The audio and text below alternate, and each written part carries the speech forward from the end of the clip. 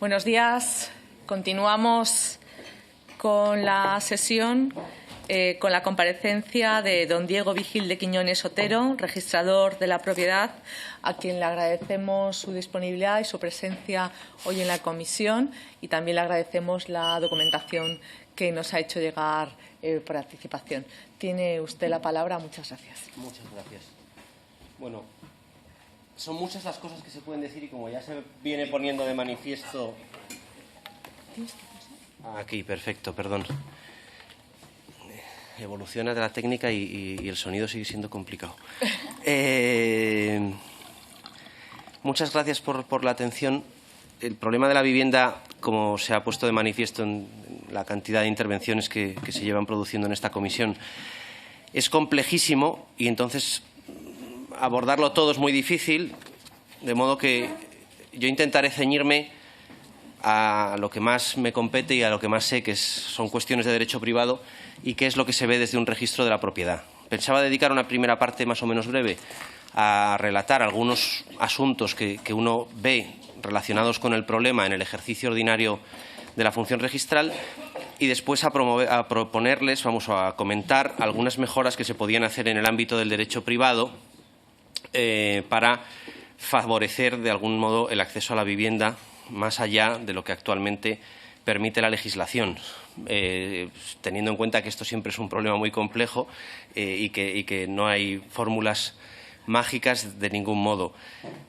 Como principio y fundamento, de algún modo, me gustaría, como música de fondo de toda la intervención, utilizar ese lema lanzado por nuestro querido presidente del Gobierno de que aspiramos a que esta no sea una sociedad de propietarios ricos e inquilinos pobres. Si se quiere que no tengamos una sociedad de propietarios ricos e inquilinos pobres, hay que desarrollar fórmulas que permitan el acceso a la propiedad por parte de quienes no están a lo mejor en condiciones de conseguirla en un mercado extremadamente competitivo. En el ejercicio de la función registral uno ve cosas que permiten comparar el pasado y el presente. El registro inscribe derechos, pero claro, esos derechos que se inscriben a veces pretenden asegurar la posición de un acreedor a lo largo de una serie de años y pasado un tiempo se cancelan. Y entonces yo me encuentro que a día de hoy el tipo de documento que lleva al registro es el documento, por así decir, de un propietario rico. Gran parte de las compraventas se producen al contado, no se producen con hipoteca, a diferencia del porcentaje de propiedad hipotecada que había en el pasado. Y además las hipotecas en general son de compraventas de una cantidad estimable. Muchas veces, he ejercido en diferentes zonas. Por ejemplo, estuve 6 años en Zaragoza y en Zaragoza me correspondía un barrio, vamos a decir, modesto, en donde se vendían, claro, eran los años 14, 15, que todavía los precios venían fijados por la crisis, en donde se vendían muchas viviendas a 35, 40, 40.000 euros, 40, 50.000 euros, una cosa así, y en general esas se pagaban al contado. Y los préstamos con hipoteca que veía entonces y que veo en la actualidad son siempre, casi siempre, para viviendas de más de 150.000 euros. A su vez, en el pasado merece la pena ver los historiales registrales. En aquella ciudad de Zaragoza me correspondía también un nuevo desarrollo urbanístico, al distrito hipotecario del que yo era competente, y allí había lo que yo llamo el acceso popular a la propiedad. Muchísima gente que tuvo la oportunidad a mediados del siglo XX de comprar una vivienda a precio asequible, estableciéndose una garantía en favor del vendedor, no mediante hipoteca, sino mediante condición resolutoria, de forma que aquella persona, pagando sus cuotas, al cabo de los años acababa siendo propietario y se cancelaba la condición resolutoria. De forma que cuando en la actualidad procede la cancelación de estas condiciones resolutorias, te encuentras con que hace 40 o 50 años existían mecanismos para que una persona, no sé si decir pobre, siguiendo el lema del presidente del Gobierno, tenía la posibilidad de convertirse en propietario, y en la actualidad prácticamente esas personas no tienen más que los mecanismos de mercado.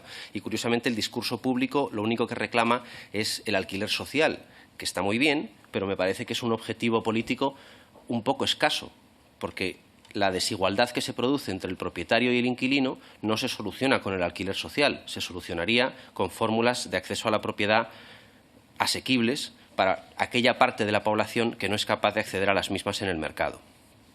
El crédito, el préstamo hipotecario, tiende en la actualidad a la exclusivización. Aquellos préstamos accesibles, consorciados que había en los planes de vivienda de los años 70, 80, 90 ya no existen. En relación con el crédito, sí que uno ve con frecuencia cesiones masivas de carteras de préstamos que a lo mejor pues una entidad de crédito traspasó a la Sareb y ahora la Sareb a lo mejor traspasa a un fondo de inversión, o a veces directamente es una entidad de crédito la que, queriendo deshacerse de un conjunto de préstamos que le resultan a lo mejor más dudosos, los traspasa a una entidad crediticia diferente o a un fondo de inversión. Normalmente, claro, estas cesiones se producen por mucho menos de la cantidad realmente debida. Por así decir, el cedente valora el pájaro en mano y le pasa la posibilidad de cobrar unos sí y otros no. Y entonces, en este tipo de situaciones existían tradicionalmente figuras ya en el derecho romano, como era el retracto anastasiano, que permitían que el deudor, si verdaderamente el nuevo titular del crédito había pagado por él mismo pues un 30, 40, 50% de la cantidad realmente debida, podía extinguirlo pagando esa cantidad verdaderamente debida. Esa figura no está absolutamente recogida en el derecho civil español. Está muy bien prevista en el derecho foral de Navarra. El Código Civil la recogió únicamente para los créditos cuando ya estuviesen en fase litigiosa, pero el Tribunal Supremo siempre ha interpretado que no se puede esa medida en favor del deudor aplicar cuando se produce una venta en globo de una cartera entera de préstamos de una entidad de crédito a un fondo de inversión o a otra entidad de crédito. Y entonces nos encontramos con que a veces alguien se ha convertido en titular de un crédito de 100.000, pagando por él 30, 40, 50.000 euros y no se le permite al deudor extinguirlo por los 50.000 euros por el hecho de que se ha vendido en conjunto. Esto intentó ser solucionado por una ley autonómica de Cataluña, que la he reflejado en el documento, creo que era 29/2015, pero como se estimó que era de competencia del Estado central, pues el Tribunal Constitucional la anuló. Pero esa medida no ha vuelto a reaparecer. O sea, este es un problema también que se observa, que medidas razonables que se aprobaron en el derecho autonómico después son anuladas por cuestión competencial por el Tribunal Constitucional y nunca reaparecen en la legislación estatal, lo cual a lo mejor para esta comisión es una fuente de ideas y de trabajo ver qué medidas ha anulado el Tribunal Constitucional de la legislación autonómica, especialmente de Cataluña, y ver si se pueden traer a una ley de ámbito estatal. En cuanto al papel de las administraciones públicas, claro, uno compara aquellas grandes promociones que se veían en los nuevos desarrollos urbanísticos construidos en los 60, 70, 80, 90, y el Estado se podría decir que ha pasado de gran promotor a pequeño agente. Hoy en día se intenta que el Estado se pueda quedar en determinadas ocasiones con pequeñas propiedades.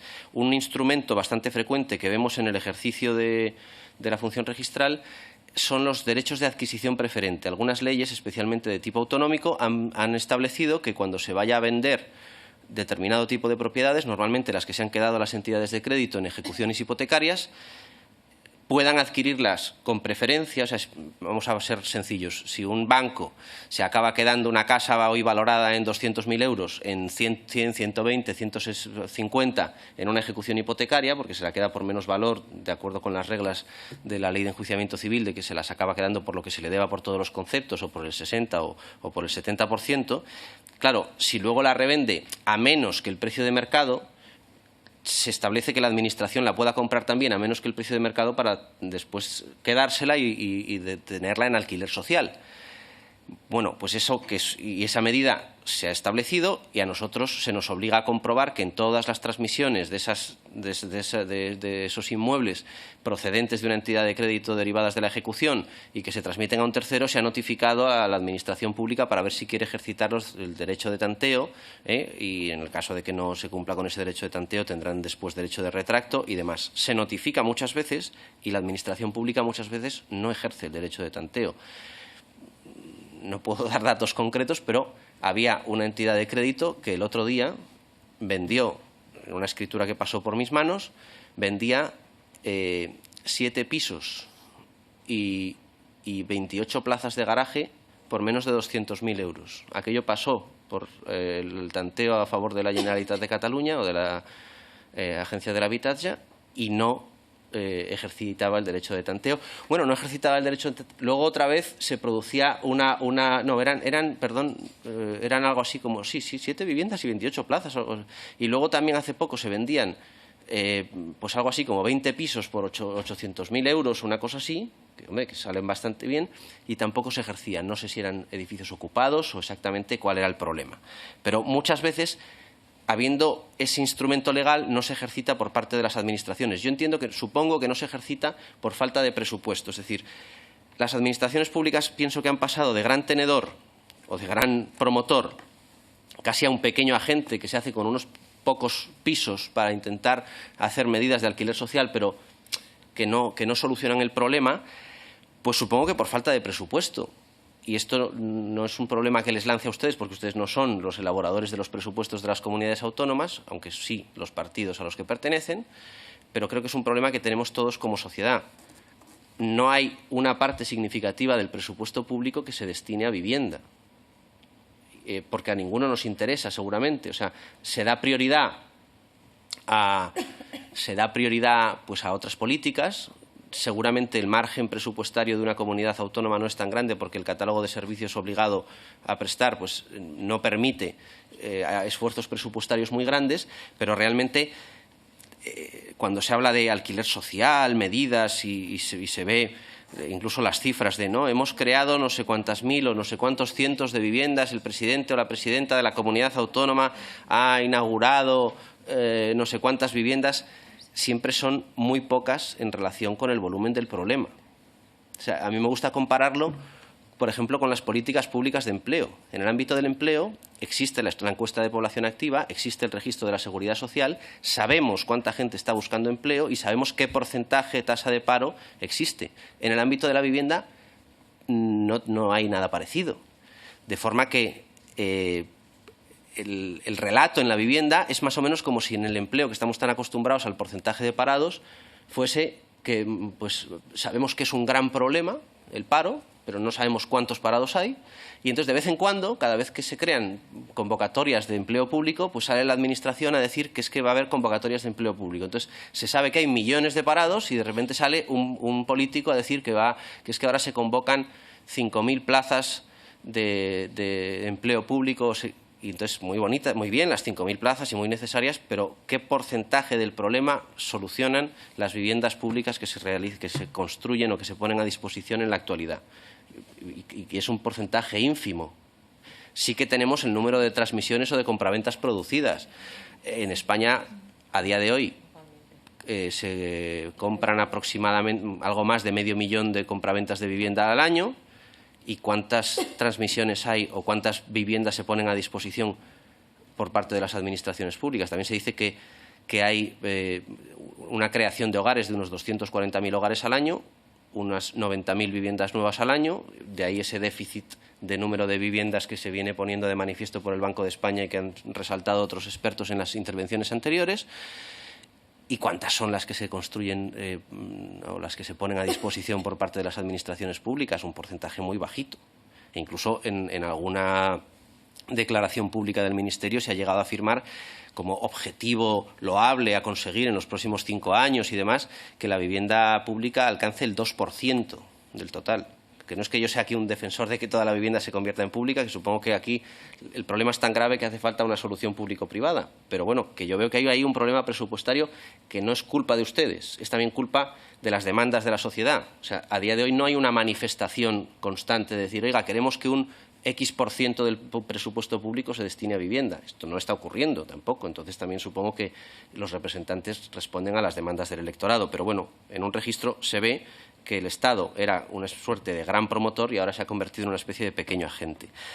Es un problema que se ve desde los registros, que el registro no está cumpliendo el papel que podría cumplir en relación con los arrendamientos. La disposición adicional segunda de aquel Real Decreto 7/2019 que modificó la Ley de Arrendamientos Urbanos contemplaba la creación de una fuente de información pública a disposición del Ministerio, utilizando el catastro, los registros de fianzas de las comunidades autónomas y el registro de la propiedad, y la realidad es que los arrendamientos no se inscriben. Y no se inscriben porque están obligados a pasar por un requisito extremadamente complejo para lo que es la simplicidad de un arrendamiento, como es elevar a escritura pública, y entonces no se han encontrado mecanismos para facilitar esa constancia en el registro.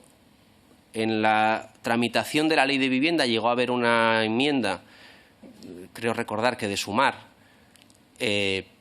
proponiendo facilitar la constancia en el registro de los arrendamientos por simple documento privado, pero luego al final no se aprobó porque creo que desde el Ministerio de Justicia se dijo que no, porque contravenía el artículo 3 de la Ley Hipotecaria, lo cual es cierto, que con carácter general establece la necesidad de escritura para acceder al registro. Entonces yo en el documento que les he entregado les propongo una solución mucho más sencilla, y es que como habitualmente en los arrendamientos la fianza se deposita en un registro de las comunidades autónomas, en un registro de fianzas previsto en la disposición adicional tercera de la Ley de Arrendamientos Urbanos, el depósito de la fianza, certificación pública del depósito de la fianza, en donde constan justo los datos que son necesarios para inscribir un arrendamiento, según el reglamento del 96 que regula la inscripción de los arrendamientos, permite poner una nota marginal. Y con eso tendríamos en todas las fincas arrendadas un reflejo, y eso sería algo relativamente sencillo de hacer. En cualquier ley que vayan a hacer relacionada con la vivienda se podría introducir vía enmienda vamos, no sé, esto no ocuparía mucho más de 2 o 3 líneas.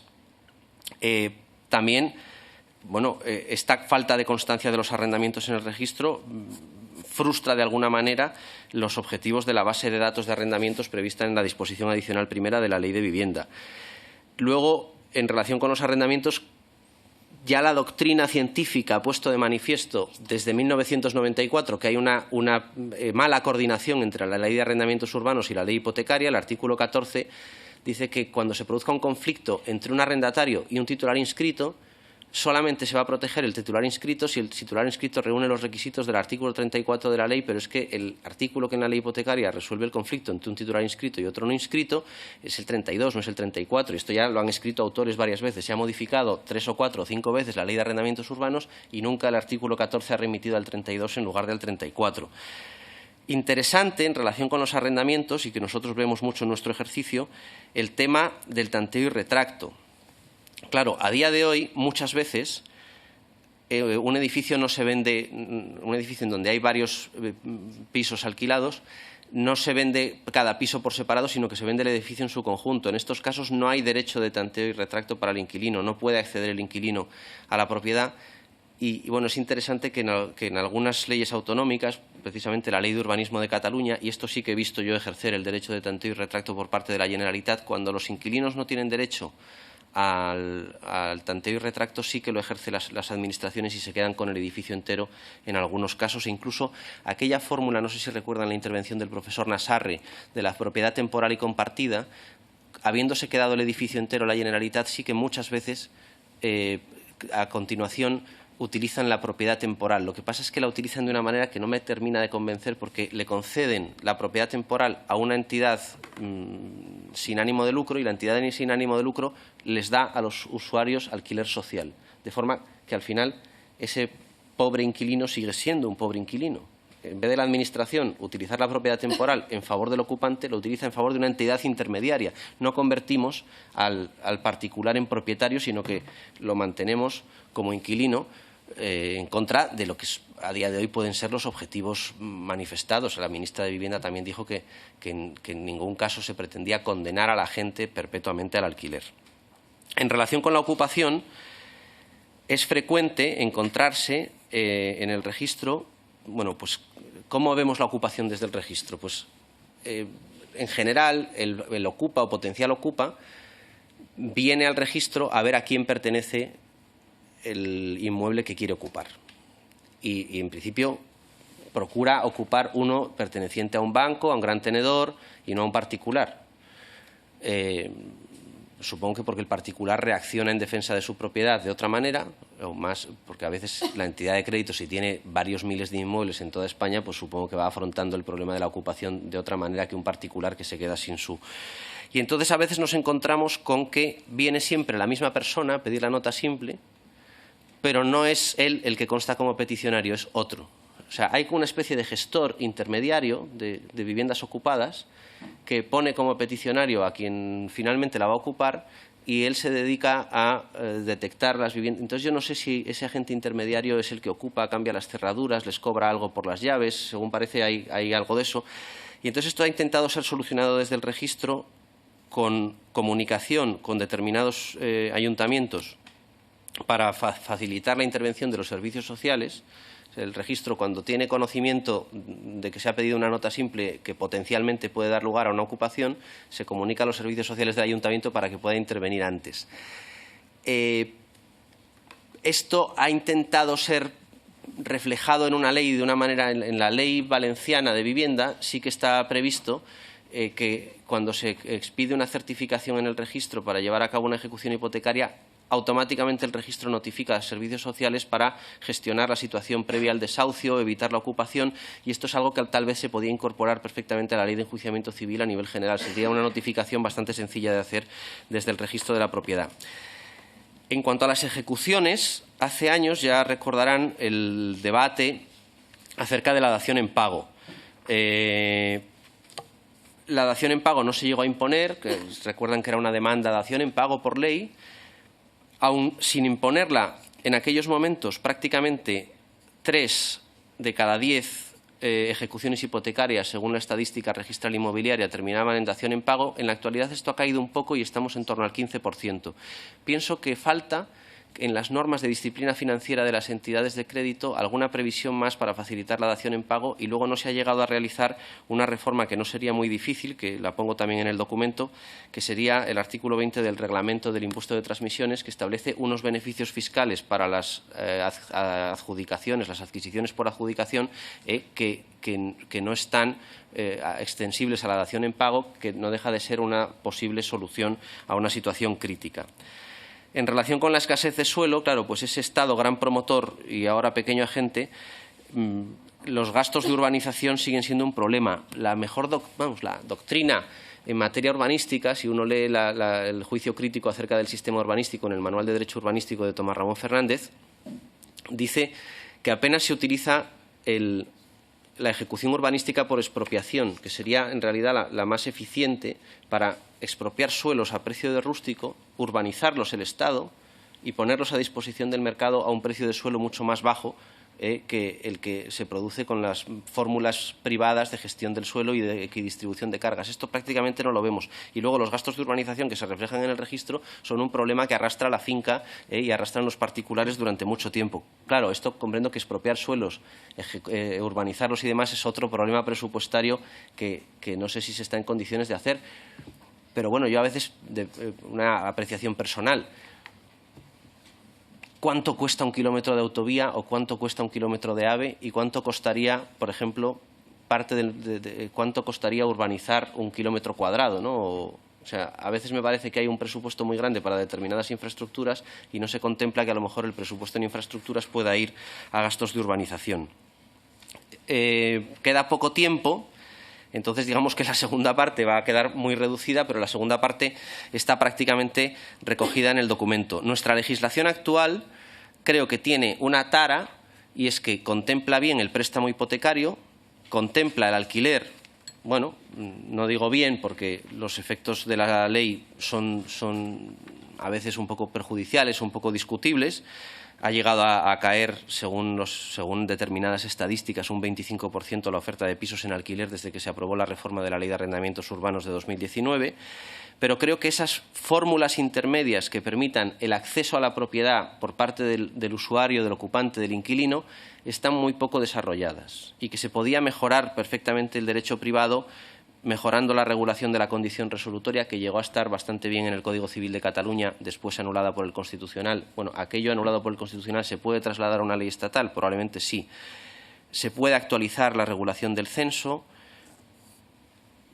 Tiene que ver con las normas de disciplina financiera, entonces esto plantea un problema también de ámbito internacional y de normativa de la Unión Europea, pero la figura del leasing inmobiliario creo que es muy interesante y no se ha llegado prácticamente a utilizar, no se ha llegado a utilizar en la adquisición de vivienda porque el leasing está solamente contemplado para bienes de equipo. Entonces yo veo habitualmente a muchas pequeñas empresas que de repente viene la entidad de crédito y les financia el 100% de la adquisición del inmueble porque es una nave industrial para la utilización en una actividad empresarial. Eso no se utiliza en el ámbito de la adquisición de la vivienda porque la ley en realidad no lo permite y porque los bancos solamente tienen permitido hacer esto en relación con las actividades empresariales, no para facilitar el acceso a la vivienda. Y ese problema de que la gente no puede acceder al 100% para comprarse su vivienda no está previsto.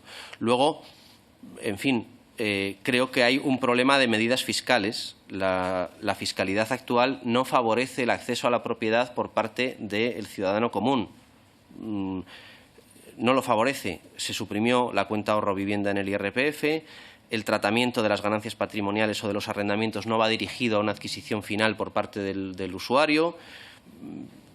Aquí ha pasado algún experto, si no en esta ronda, en otra ronda de la Comisión de Vivienda de hace años. Yo recuerdo un día quedar con el profesor Nassarre en los aledaños del Congreso, porque venía él a una comparecencia y estaba también un economista que se llama Benito Arruñada, y él proponía una discriminación en el impuesto de bienes inmuebles entre primera y segunda vivienda para corregir un poco las externalidades negativas que puede producir en el acceso a la vivienda la segunda vivienda. Y eso nunca se ha llegado a hacer. O sea, según tengo entendido, vamos, en Italia al parecer se puede llegar a pagar el doble de IBI por la segunda vivienda que por la primera, creando un desincentivo siempre en beneficio del usuario habitante. Aquí no contemplamos esto. Y luego también el tratamiento fiscal del arrendamiento, pues es que, bueno, pues el arrendador se puede deducir por ser arrendamiento de vivienda un porcentaje de las ganancias, pero nunca supeditado a que establezca una opción de compra o favorezca de alguna manera el acceso a la propiedad por parte del inquilino. Entonces, a día de hoy, la fiscalidad no responde a intentar conseguir una sociedad de propietarios de todas las clases, sino que favorece esto de los propietarios ricos y los inquilinos pobres. Luego también el régimen jurídico de las llamadas SOCIMI está pensado para grandes tenedores, no va a movilizar a pequeños propietarios a poner más oferta en el arrendamiento. Luego, finalmente, en cuanto a la coordinación del derecho registral con el derecho privado, bueno, pues ya se han señalado ahí algunas medidas y las tienen también en el documento. Y como conclusión, y pasándome ya 3 minutos del tiempo inicialmente contemplado, a día de hoy hay un dato que aparece en el documento España 2050 que es bastante interesante, que es que fruto de aquellas políticas de acceso popular a la propiedad realizadas durante el siglo XX, el 47% de la población vive en una casa propia ya pagada. Es decir, que mensualmente ni paga hipoteca ni paga alquiler. Gracias a ese 47%, que en general son personas mayores, se han desarrollado también algunos instrumentos financieros complementarios de la pensión llamados de licuación patrimonial, como son pues el llamado alquiler anticipado o inverso, que se introdujo una previsión bastante favorable en la Ley de Presupuestos Generales del Estado del 23, la hipoteca inversa que procede ya de 2007. En el futuro, si tenemos una sociedad en general de jóvenes actualmente inquilinos que no sabemos si van a poder dejar de ser inquilinos alguna vez en su vida, este complemento de la pensión no va a existir. Y no sabemos si las pensiones del futuro van a ser mejores que las de ahora, pero en mi ignorancia de las cuestiones actuariales y del presupuesto de la Seguridad Social no estoy muy seguro de que vayan a ser mejores que las de ahora. Favorecer la propiedad creo que puede favorecer la estabilidad económica de las personas en general a futuro y eso, pues, evidentemente, redundará en beneficio de la economía y de la paz social. Muchas gracias y quedo a disposición para las intervenciones. Pues muchísimas gracias a usted por ser tan claro y tan instructivo. A continuación tienen la palabra los grupos parlamentarios que le van a formular diversas preguntas de acuerdo con su exposición. En primer lugar, por el Grupo Parlamentario Sumar, tiene la palabra el señor Ibáñez por tiempo de 5 minutos. Muchas gracias, señora presidenta. Muchas gracias por su intervención. Sin duda alguna hemos tomado nota de diferentes medidas que podemos compartir, particularmente todas aquellas vinculadas al tanteo y retracto para la adquisición de vivienda pública por parte del Estado. Efectivamente, la Ley de la Función Social de la Vivienda valenciana contempla esta medida, al igual que el tema de las notas marginales para permitir proteger mejor tanto a los propietarios como a los inquilinos de a pie. Comparto la importancia de los vínculos y del arraigo en los barrios, y es cierto que esto se puede garantizar desde la propiedad de tu casa o bien de fórmulas pues de alquiler indefinido que hay en otras partes del Estado. Lo que sí que es cierto es que el sistema actual de empobrecimiento y alquiler frágil y precario, que obliga a muchas familias a cambiar de barrio de manera muy habitual, que hace que sus niños y niñas tengan que cambiar de colegio, que hace que sus abuelos tengan que cambiar de médico, de familia, y por tanto que no se pueda prevenir mejor enfermedades, va mucho más allá del estricto derecho a la vivienda y contempla pues diferentes derechos fundamentales del derecho a la vida y al bienestar, ¿no? Y por tanto todo lo que sean medidas para redistribuir mejor tanto la propiedad de la primera vivienda como fórmulas, como indicaba, del alquiler pues indefinido, pensamos que son importantes. Para ello sí que entendemos que es importante entender que en los últimos años se ha vivido una auténtica revolución en el mercado de la vivienda, ya que ha pasado a ser un mercado bursátil, financiero, transnacional, y que va mucho más allá de una brecha entre propietarios de clase alta y pequeños propietarios o propietarios vulnerables, y que por tanto requiere de medidas que van más allá de la política clásica de vivienda. Por ello queríamos saber cuál es su planteamiento o su opinión como experto, que se pudiera por parte del legislador estatal prohibir la compra de vivienda por parte de personas jurídicas y empresas, entendiendo que la vivienda es un bien de uso y no un bien de mercado, y por tanto no entrar a la limitación de la compra por parte de ciudadanos y familias, pero sí prohibir en las zonas tensionadas esta práctica. Es que en los últimos años hemos visto como más de la mitad de las viviendas son compradas por empresas multipropietarias de más de 8 viviendas, y como esto vulnera el derecho a la vivienda. Hoy mismo conocíamos una sentencia del Consejo de Europa que condenaba a España por tener a más de 4.000 personas en la Cañada Real sin luz y sin garantizar su derecho a la vivienda, y nos obliga al conjunto de las administraciones públicas a restituir tanto una cuestión tan básica como la luz como el acceso a la vivienda. No sé de qué fórmula cree usted que el Estado puede garantizar este derecho de manera inmediata a estas familias. Y por último, bajo nuestro punto de vista, entendemos que no solamente hay que garantizar los derechos del propietario de una vivienda residencial, sino también de los inquilinos y aquella gente que no tiene otra fórmula de poder tener garantizado el derecho a la vivienda. Y por tanto sí que nos gustaría conocer pues qué modificaciones legislativas en el ámbito del Estado, ya que hay parte que es compartida con las comunidades autónomas, deberíamos implementar para garantizar este derecho, y de qué forma también puede jugar un papel relevante la fiscalidad. En la intervención anterior nos apuntaba el experto que el alquiler turístico es un 253% más rentable que el alquiler residencial. Él mismo también planteaba que al operar una actividad mercantil y no una cuestión residencial, debería también operar una legislación como en cualquier otra actividad económica. Esto sabemos que es complejo en algunas ciudades, ya que en las plantas intermedias, bajas, pues suele haber oficinas, puede haber pues un dentista, etcétera, y no se puede discernir pues una actividad mercantil turística de una actividad mercantil, pues de un despacho de abogados, como podríamos hacerlo desde el punto de vista del derecho para que tuviera encaje y por tanto no ir en brocha gorda. Y por último, y teniendo en cuenta que vengo de Valencia, la DAN ha supuesto un grave impacto también en el derecho a la vivienda, que hay dos cuestiones. Una es la ineficacia de la Sareb en cuanto a su función social, y la otra es que a pesar de que la legislación es tendente a prohibir la construcción de casas en zonas inundables, la realidad es que hay muchas casas en zonas de riesgo alto. ¿Y qué planes cree usted que debería implementar el Gobierno de España para garantizar que esto no ocurra, dar una alternativa residencial a las mismas y teniendo en cuenta su profesión, si como mínimo no debería estar en una hoja marginal en la propiedad de cada casa el advertir que es una casa en riesgo de inundabilidad y que, aparte de los protocolos que puedan tener las administraciones públicas, la gente supiera cuando compra una vivienda que está comprando una vivienda en un riesgo alto, como existe en otros tipos de país este tipo de advertencias. Muchas gracias.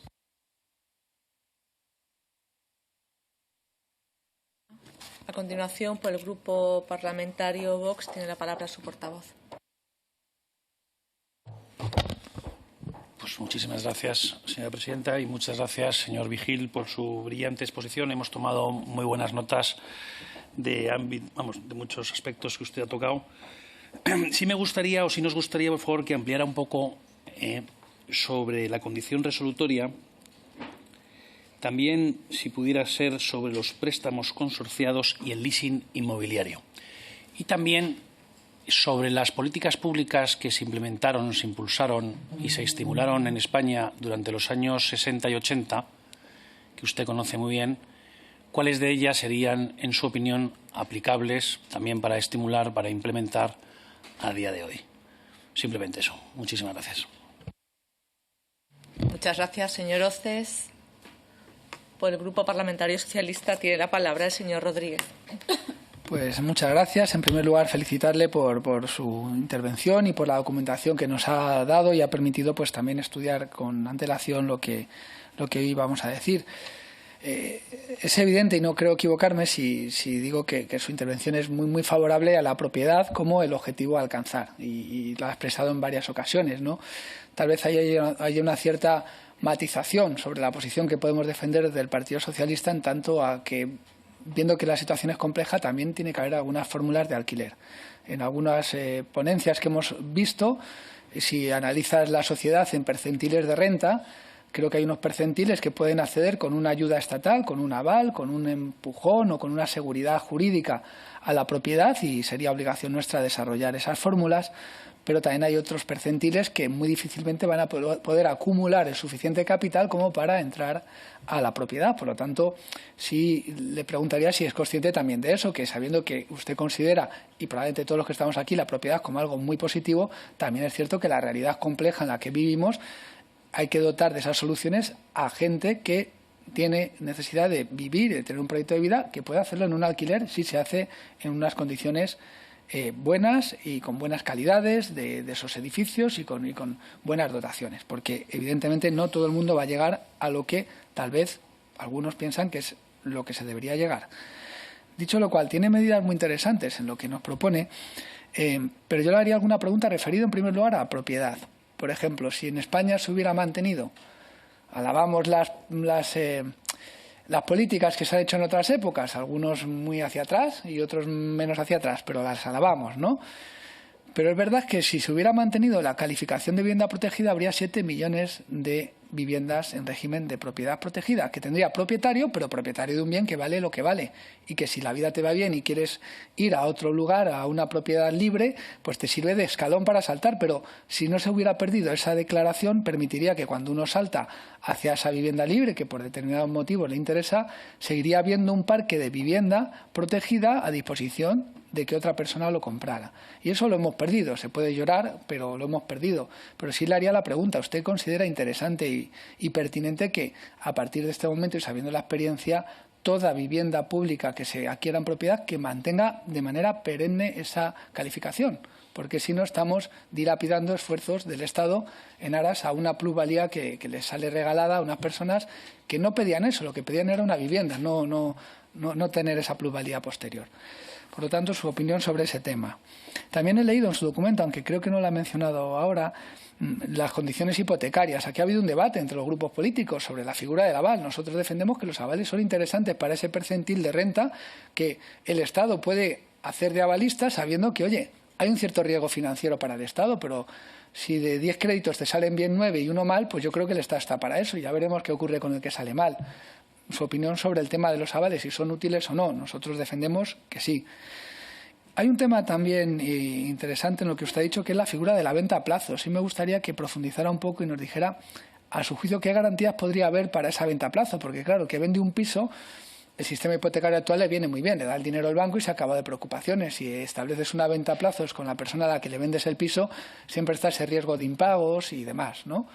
Y en ese sentido, preguntarle qué opinión tiene sobre el desarrollo de seguros ad hoc con tutela del Estado para estos temas. En el mundo agrario, por ejemplo, hay una gran subvención y una gran ayuda para que esa prima de riesgo se cubra en parte por el Estado y los agricultores puedan contratar ante las adversidades climáticas que probablemente no contratarían si estuviera el libre mercado. Con los alquileres, tal vez, nuestra idea, más que una idea policial difícil de entender y difícil de plasmar, porque ahí estamos en un Estado lógicamente garantista, la idea de que a una persona que arrienda un edificio, una vivienda o dos, un pequeño propietario, tal vez una cobertura de un seguro en condiciones de renta por si el alquiler le sale mal sería interesante. Al igual que hablamos de una especie de seguro en el caso de venta a plazos que podría desarrollarse con una cierta tutela para dar seguridades y ahorrar la intermediación financiera que establece una rigidez muy grande respecto de una venta a plazos. Me agrada mucho su idea y no se ha dicho aquí, parece un poco revolucionaria y me agrada que lo diga un registrador de la propiedad, la idea de un IBI diferenciado en función del número de viviendas. El IBI es un impuesto muy rígido que solo permite diferenciar en función de los tramos del 10% superior al 10% inferior, pero que no entra en esas cuestiones específicas. Y creo que es una buena noticia que si bien en algunas cosas podemos disentir, hay algunas en las que parece lógico que el IBI sea el impuesto que sirva también para modular estas cuestiones. Y acabo con el tema de los alquileres, un poco lo que he dicho del seguro para el alquiler impagado. Y luego la idea de la inscripción del arrendamiento, que usted además lo propone como algo, como buen conocedor, experto de la mecánica del registro, esa nota simple pues podría ser algo interesante. Y en ese sentido, ¿usted considera también útil la existencia de registros para los pisos turísticos y para las actividades económicas que ahora mismo están muy descontroladas? Y es que prácticamente no se sabe muy bien cuántos pisos turísticos hay en cada ciudad, de qué manera están funcionando, y un registro también, a mi juicio, sería útil y me gustaría saber su opinión sobre ello. Muchas gracias. Muchas gracias, señor Rodríguez. A continuación, por el Grupo Popular, tiene la palabra el señor Fabra. Muchas gracias, presidenta, y agradecerle al compareciente, al señor Vigil, su exposición y, sobre todo, por aportar más datos que nos permitan tener más claridad sobre la situación de una problemática tremendamente compleja y que, en función de las circunstancias, se agrava todavía más. Estamos comprobando como en los últimos meses un problema que no tenían los españoles o que no lo veían como tal está siendo uno de los principales problemas. En estos momentos, el tercer problema que ven los españoles. Me imagino que algunos, de forma directa, no poder adquirir una vivienda o no poder o ver cómo gran parte de su sueldo lo tiene que emplear para el alquiler de una vivienda, o bien porque sus hijos o sus allegados tienen mucha dificultad para poder emanciparse y poder hacer su proyecto de vida. En estos momentos España está 4 puntos en cuanto a la emancipación, 4 años más tarde que el resto de la Unión Europea. Es decir, tenemos un problema. Y lo cierto es que no lo estamos afrontando bien, porque cada vez los españoles ven que ese problema es más grave. Eso nos hace comprobar cómo las políticas que hasta ahora se están aplicando no resuelven el problema. Y la gravedad de la situación es que algunos están empeñados en ahondar en esa legislación que cada vez agrava más el problema. Y es por eso que las aportaciones que nos están haciendo pues están haciendo ver que son muchos los actores que deben intervenir para encontrar una solución y que todos debemos remar en la misma dirección. Empezando por las administraciones. Usted hablaba de que como mucho se podría alcanzar el 2% de la titularidad en las administraciones de viviendas sociales o públicas. Y aquí ha de haber una colaboración grande entre la propiedad privada y las administraciones. Creo que ya en momentos en los que estamos en la actualidad ha de haber una correlación entre las empresas y las administraciones para encontrar soluciones a problemas que nos agravan a todos. La administración ha de facilitar el que los problemas se puedan resolver y no a veces querer intervenir de forma grave y evitando el que la iniciativa pueda ayudarnos a resolver esos problemas. Y lo cierto es que en estos momentos, ante esas políticas hechas por el Gobierno actual y partidos similares o que en estos momentos son socios del Gobierno actual, han hecho que los alquileres se agraven un 32%, dificultando lo que hasta ahora pues podía permitir ese acceso a la vivienda, en un principio de alquiler o en la propiedad. Por eso la pregunta es, ¿cree usted que la ley actual de vivienda está ayudando a resolver el problema o lo está agravando? Porque nosotros entendemos que está dificultando con mucho la ley de la vivienda, la ley de arrendamientos urbanos, la permisividad que está permitiendo que hayan impagos en cuanto a alquileres, y eso pues evita una desconfianza en cuanto al pequeño tenedor para poder poner en el mercado más viviendas y que puedan ser utilizadas por personas que quieran arrendar, y eso pues creo que nos hace necesariamente tener que ver el problema y buscar soluciones diferentes, y para eso les agradecemos mucho pues las intervenciones que están teniendo. Y luego la Administración, como antes comentaba usted, es que no resuelve el problema. De 184.000 viviendas que decían que iban a poner en el mercado, no han puesto ninguna. Y aquí, desgraciadamente, el problema sigue creciendo, más dificultad para poder acceder a la vivienda, pero aquí nadie asume ni sus obligaciones ni las responsabilidades pertinentes. Y eso es una situación que, lógicamente, está agravando el problema. Ha hablado incluso de la posibilidad de expropiar terrenos para, con desarrollos urbanísticos, pues abaratar el coste de la vivienda. La intervención de todas las administraciones, también de las locales, es fundamental. Las competencias son autonómicas, pero quien sufre los problemas son los ayuntamientos, con muchas dificultades, como antes nos comentaba el anterior experto que ha venido a hablar, de desarrollos urbanísticos, la inseguridad, de los limbos que hay legales y las paralizaciones de proyectos, de planes generales que asumen a los ayuntamientos en unas dificultades tremendas a la hora de poder ofertar suelo. Creo que, tal como comentaban y como usted también apuntaba en otros temas, pues son muchas las cuestiones que deben abordarse a nivel de procesos urbanísticos, a nivel de fiscalidad, a nivel de legislación actual del mercado hipotecario, de la ley de arrendamientos urbanos, la ley de IRPF. Es decir, esto es una cuestión de todos, desde las propias administraciones, desde mejorar la legislación, de ver lo que están haciendo otros países para posibilitar esas actuaciones y, sobre todo, de garantizar ese derecho a la vivienda en propiedad o en alquiler, y para todos, y afrontar también la realidad actual. Cualquier persona tiene ese derecho, y las administraciones deben posibilitarlo con instrumentos que tienen a su alcance, cambiando legislaciones y, sobre todo, permitiendo que haya oferta para que todo el mundo pueda elegir en libertad, pero con garantías para poder adquirir esa vivienda. Muchas gracias. Muchísimas gracias, señor Fabra. A continuación, para responder las preguntas de los portavoces, tiene la palabra el señor Vigil de Quiñones. 20 minutos, pero flexibles. Pueden ser más, ¿vale? Yo te pongo 20 minutos. Vale. Bueno, salen muchas cuestiones. Muchas gracias. Muy interesante la cuestión de si se deben favorecer tenencias más estables.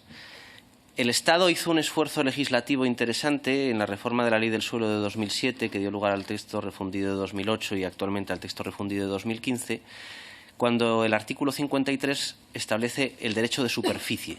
El derecho de superficie tradicionalmente permitía dar a alguien la titularidad durante un plazo de tiempo de la rasante de un suelo para realizar plantaciones o construcciones. O sea, esto es frecuente, por ejemplo, algunas cadenas de supermercados, esos supermercados que vemos en la carretera o esos hipermercados, no han comprado el suelo, tienen un derecho de superficie por un determinado plazo y se aplicaba en general a los suelos. La ley del suelo quiso extenderlo para que pudiésemos constituir por un plazo máximo de 99 años un derecho de superficie sobre un piso o un local también. De forma que yo ahora mismo a una persona podría venderle la propiedad, podría alquilarle o podría cederle por 15, 20, 25, 30 años el derecho de superficie. Prácticamente no se utiliza en relación, yo no lo he visto en mi vida, en relación con pisos o locales, pero tal vez podía estar favorecido fiscalmente. A día de hoy el IRPF establece unas deducciones en favor del que percibe una renta mensualmente de un inquilino por el hecho de que es un alquiler de vivienda. Pues a lo mejor hay que decir, se acabó la deducción. Perdón que a lo mejor es una medida un poco, o sea, esto me oye un propietario y me tira pero a lo mejor los beneficios fiscales hay que supeditarlos a que se establezcan fórmulas de tenencia y de ocupación de las viviendas más estables. Y el derecho de superficie sería una modalidad bastante estable y bastante buena. Se planteó por algún experto que pasó por aquí si tenía que existir una modalidad de alquiler temporal y otro indefinido. Bueno, el alquiler indefinido es el derecho de superficie, que además permite hacer obras de reparación y conservación por parte del inquilino y a lo mejor hay que desarrollarlo un poco más. Prohibiciones a la compra por parte de personas jurídicas. Bueno, esto existe en la legislación. Ya hay una ley que nunca se ha modificado, que es la Ley de Zonas de Interés para la Defensa Nacional de 1975, que permite establecer limitaciones para la adquisición de determinados terrenos por parte de extranjeros, pues porque una potencia enemiga no puede ser que de repente se te haga con no sé cuántas hectáreas al lado de una instalación militar o cosas por el estilo. Si eso se puede hacer por interés de la defensa nacional, tal vez se podría hacer también por interés. O sea, y entonces se podrían limitaciones en favor de personas jurídicas o limitaciones en favor sobre personas físicas también. Mi compañero competente sobre el barrio de Salamanca, que a día de hoy es el epicentro, no es un objetivo que cualquier español pueda comprarse en el barrio de Salamanca, pero como consecuencia del desembarco americano, con perdón de llamarlo así, en el barrio de Salamanca, bueno, de ricos americanos, de americanos de Hispanoamérica en general, eso está generando una onda expansiva en toda la ciudad de Madrid, que hace que se encarezcan todos los barrios una barbaridad y, a su vez, los municipios de alrededor. El derecho de la Unión Europea sabemos que no nos va a permitir limitar la adquisición por parte de comunitarios, pero ¿se puede limitar la adquisición por parte de extracomunitarios? En cuyo caso entrarían todos estos de América Latina o como se quiera llamar. Es que no sé, ha habido ahí... bien. Luego, lo que dice de la electricidad, la verdad es que sinceramente me desborda un poco el tema de si desde el registro se podía... desde el registro no se puede hacer en principio nada en relación con la electricidad, pero evidentemente será una medida que las administraciones públicas, o sea, igual que hay medidas de intervención urgente, pues también de la Defensa Nacional, se puede intervenir para que se quede sin evitar que se quede sin electricidad una zona, un asentamiento, pues supongo que sí. El alquiler turístico. Claro, también habla usted de las personas que no tienen otra fórmula que el alquiler. Bueno, no tienen otra fórmula que el alquiler porque nadie se la ha proporcionado. O sea, igual que el Estado a determinadas personas les concede alquiler social, les podría conceder otra fórmula de tenencia. Les podría dar un derecho de superficie por 99 años. Les podría facilitar el acceso a la propiedad por una cuota pequeña, o que las cuotas de alquiler que van a pagar acaben permitiendo el acceso diferido a la propiedad. El alquiler turístico. Es que, claro, a día de hoy yo veo que, o sea, ya sé que esto es muy polémico, me oye un propietario y a lo mejor le parece fatal, pero es que paga el mismo IBI un piso dedicado al alquiler turístico que un piso dedicado a la vivienda de una familia. Eso es razonable. El IRPF. Se podían gravar las ganancias, o el IRPF o el impuesto de sociedades, se podían gravar las ganancias.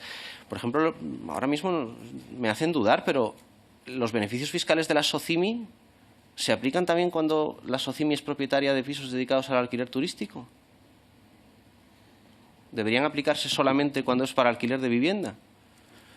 No lo sé. Son cuestiones a plantearse. La Sareb.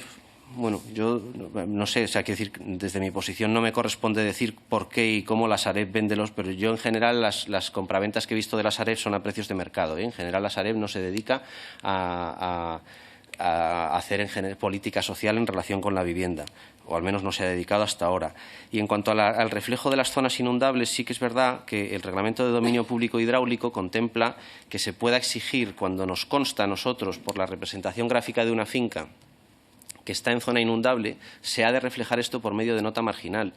Y entonces, en principio, una vez constatado en el registro que es una finca inserta en zona inundable porque se ha reflejado por nota marginal, debería haber una serie de límites para las licencias. Lo que pasa es que algunas de las normas que establecen esto son posteriores a algunos edificios que ya están construidos y entonces actuar hacia atrás a veces es muy complicado. Planteaban ustedes el tema, el señor de Oces y el Grupo Vox, el tema de la condición resolutoria. Vamos a ver, la condición resolutoria tiene el siguiente problema. El derecho de hipoteca, como garantía a favor del acreedor, si se produce el incumplimiento puede ir a un procedimiento judicial más rápido que el común, ¿de acuerdo?, simplemente para ejecutar la hipoteca. Esto con la condición resolutoria no es posible. Hace falta ir a lo que se llama un juicio declarativo, que primero declara el incumplimiento y entonces la ejecución es más rápida. ¿Podría extenderse para la condición resolutoria un mecanismo de ejecución ágil como el que existe en relación con la hipoteca? Probablemente sí. El párrafo anulado del artículo de la venta con condición resolutoria del Código catalán anulado por el Constitucional se podría incorporar al 1504 del Código Civil como sugiere en el documento. Seguramente sí. De los préstamos consorciados, pues era que las entidades de crédito a cambio de determinadas ayudas públicas daban un préstamo con tipo de interés reducido y unas condiciones más favorables, y entonces algunos planes de vivienda, financiando el Estado determinadas partidas, bueno, en general eran acuerdos entre el Estado y las entidades de crédito, determinadas personas que reunían las condiciones para el acceso a la vivienda de protección oficial tenían también acceso a un préstamo en mejores condiciones.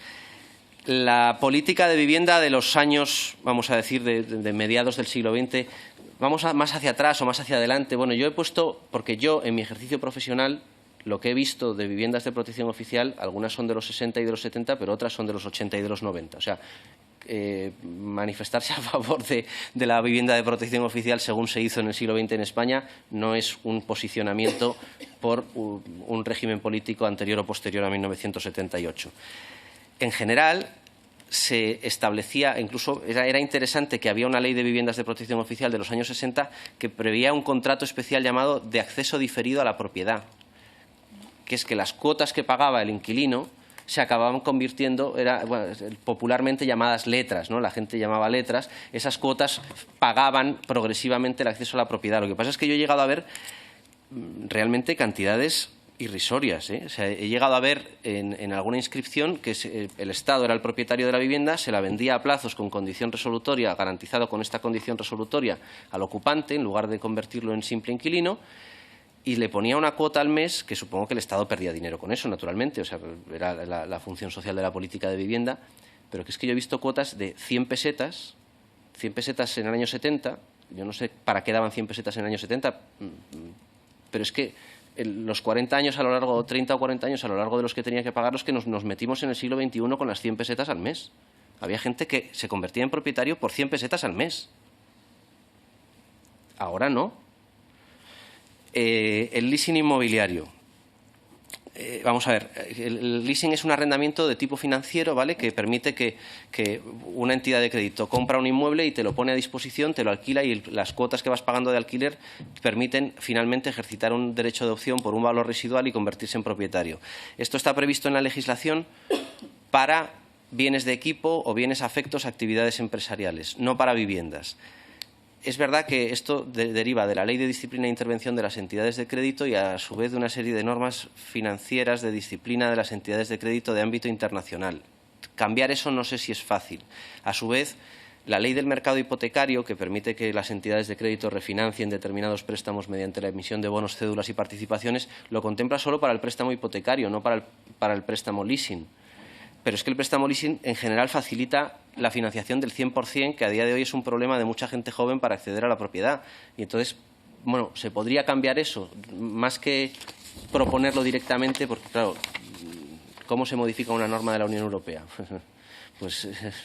Pues no lo sé. O sea, sí que lo sé, pero vamos, que es mucho más difícil que una ley que se pueda aprobar en el Congreso de los Diputados, ¿no? Me dice que el discurso del Grupo Parlamentario Socialista es demasiado favorable a la propiedad. Bueno, no es que sea favorable a la propiedad, o sea, la propiedad, aunque no pertenezca al ocupante de la vivienda, no desaparece. La propiedad pertenece a alguien. Puede pertenecer al Estado, o puede pertenecer a un gran tenedor, o puede pertenecer a un particular. Tal vez el discurso es demasiado favorable a que la propiedad esté equitativamente distribuida.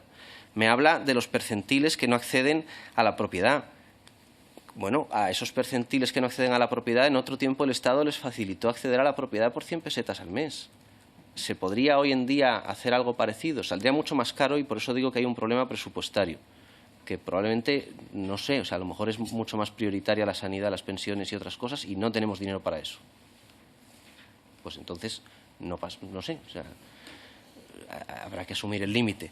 Pero, en fin, la cuestión es, ¿esos inquilinos se van a tener que conformar con ser inquilinos toda la vida o el Estado puede hacer algo para que la desigualdad que padecen en ese punto también sea corregida por el Estado?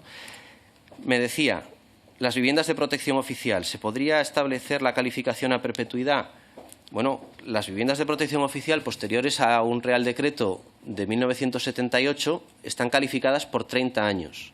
Las anteriores a 1978, es del 78, pero no es un Real Decreto postconstitucional, ambos son previos a la Constitución. Establecía 50 años y esto es un problema con el que yo me he encontrado, que todavía, claro, los 50 años no se han cumplido y a veces viene la gente al registro a que le descalifique. Ay, por favor, descalifíqueme y tal y cual, porque es que esto es posterior al 78 y resulta que no es posterior al 78, porque aunque es posterior al Real Decreto, es un edificio que obtuvo autorización bajo la vigencia del régimen anterior y entonces hay algunos que han conservado hasta estos días la calificación. Bueno, igual que se puso ahí 50 años, se podían poner más. O se podía poner perpetuo. No lo sé, o sea, yo simplemente me limito a lo que en mi ejercicio profesional veo y que sí, a lo mejor se podía poner perpetuo. Eso ya a lo mejor lo tendrán que decir los economistas. Ahora, yo planteo, ¿cuál es el límite temporal en el que podemos a una persona mantenerle los límites derivados de haber recibido un beneficio social? Y si se va a hacer esto en la vivienda, ¿por qué no se va a hacer en otros ámbitos? El que ha tenido una beca para estudiar un título universitario va a tener que arrastrar algún tipo de consecuencias toda su vida por el hecho de obtener. ¿Existen las ayudas a fondo perdido o no existen?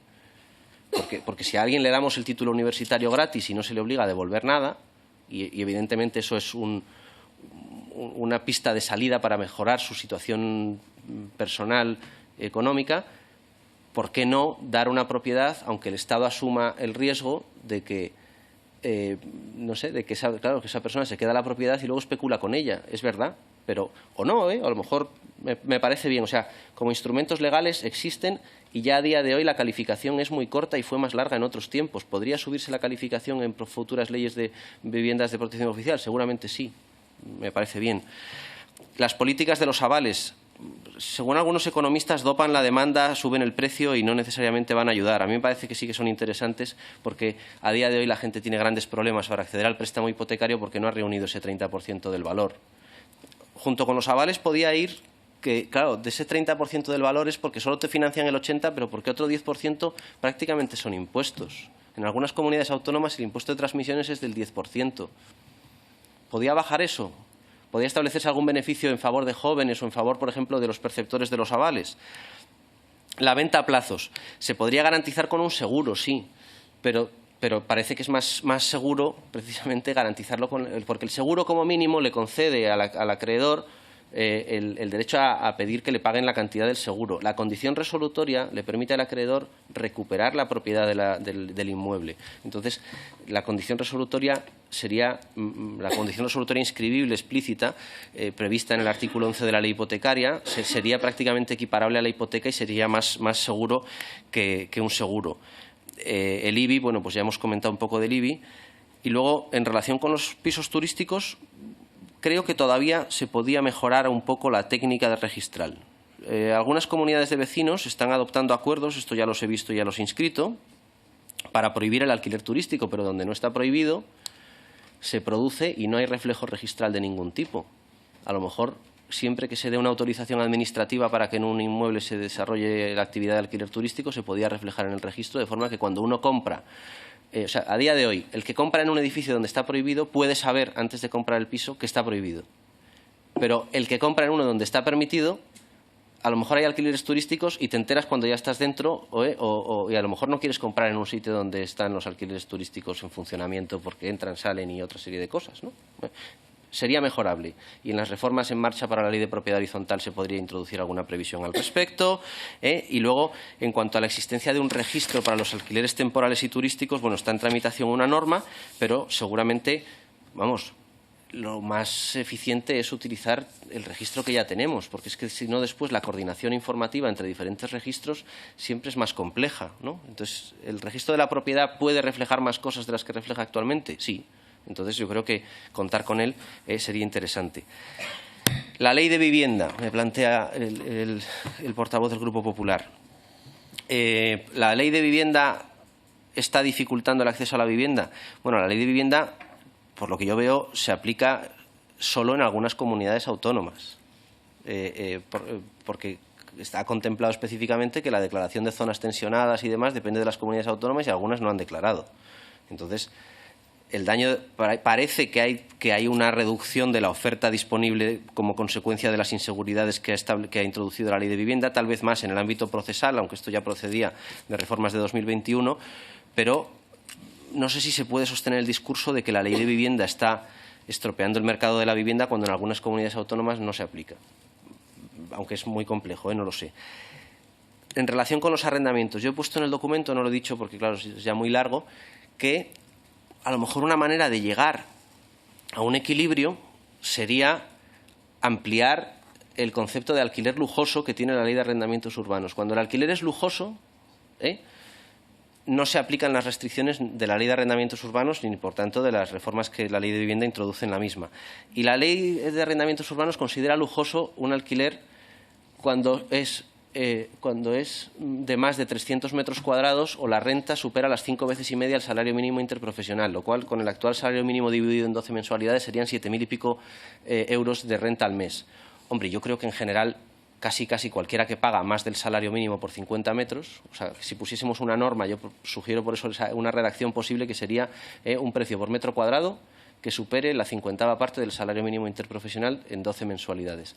Si liberásemos a todos esos de las restricciones, que eso representa, así a ojo, yo he hecho una prueba en portales inmobiliarios como el 15% de la oferta en Madrid y Barcelona, en el resto de sitios sería mucho menos, pues a lo mejor esos que parte están en el alquiler turístico volverían al alquiler residencial y aumentando la oferta en alquiler residencial a lo mejor bajaba. Y eso sería una reforma muy fácil de hacer porque es modificar un párrafo de la Ley de Arrendamientos Urbanos, que no sé si se puede hacer en una enmienda, en una proposición de ley ad hoc o qué. Aumentar la oferta. Evidentemente que hay un problema de suelo por parte de administraciones autonómicas y locales. El artículo 47 de la Constitución dice que se regulará el uso del suelo para evitar la especulación. Yo simplemente lanzo la pregunta. ¿La regulación del uso del suelo que ha habido los últimos años ha evitado la especulación o más bien la ha favorecido? No lo sé. Y luego, en cuanto a aumentar la oferta, el otro día aparecía una entrevista con unos arquitectos en un periódico digital que decía el problema no es falta de suelo, el problema es que la gente no puede comprar lo que cuesta construir. Esto lo he comentado con algún experto arquitecto con el que he coincidido en alguna jornada y me dice que a día de hoy construir cuesta en torno a 1.300 euros el metro cuadrado, construir, no el suelo, y que al parecer en Baviera habían aprobado una modalidad de vivienda más sencilla que respeta los requisitos de eficiencia energética que llaman vivienda tipo E y que esa reduce a 750 euros el metro cuadrado construir. Entonces, se podría simplificar los requisitos de una construcción, se podría hacer algún tipo de vivienda más barata para aumentar la oferta. Igual que existe el low cost, con perdón, en los aviones o en otras cosas, ¿podría haber algún tipo de vivienda low cost para favorecer una vivienda más barata para mucha gente? Seguramente sí, pero eso ya la verdad es que son cuestiones técnicas de arquitectura y demás que seguramente se me escapan. Pues muchas gracias. Pues muchísimas gracias. Yo la verdad es que estoy impresionada y que me voy con deberes. Le agradezco muchísimo Vigil de Quiñones, el señor Vigil de Quiñones, y yo creo que todos los grupos parlamentarios, su presencia, su disponibilidad, y bueno, encima se ha ajustado el tiempo, con lo cual perfecto para cumplir con nuestros deberes ahora en el Pleno. Muchísimas gracias. Gracias. Antes de levantar la sesión, le recuerdo a los miembros de la mesa y portavoces que mañana, a finalizar la sesión plenaria, habrá reunión de mesa y portavoces. Muchas gracias y hasta. Gracias. Gracias, que tengo que salir un momento ahora.